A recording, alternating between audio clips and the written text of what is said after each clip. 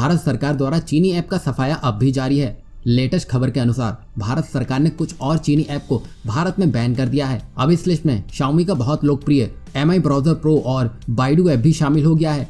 यहाँ हम आपको बता दें कि ये ब्राउजर देश में सभी Xiaomi, Redmi और Poco स्मार्टफोन के साथ पहले ही इंस्टॉल आते थे।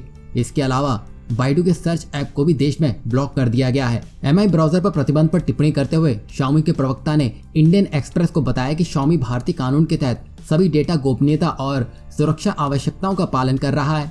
हम इस डेवलपमेंट को समझने की दिशा में काम कर रहे हैं और आवश्यकता अनुसार उचित कदम भी उठाएंगे।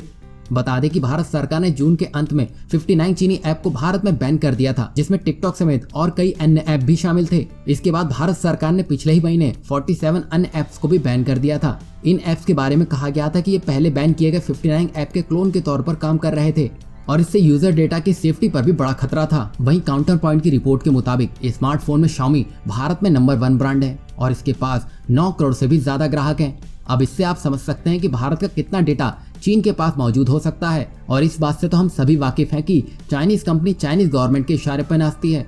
अब भारत ये समझ चुका है, तभी भारत लगातार चीन पर डिजिटल स्ट्राइक करने में लगा हुआ है। अब ये खबर आ रही है कि भारत जल्द ही चीन की 15 ऐप को भी बैन करने जा रहा है। अब ये तो साफ है, जहां भारत में नंबर 1 चीनी स्मार्टफोन पर हंटर चलाया है, अब उससे यही लगता है कि भारत अब पूरे चीन और चीनी सामान को रिसाइकल बिन में डालकर ही दम लेगा।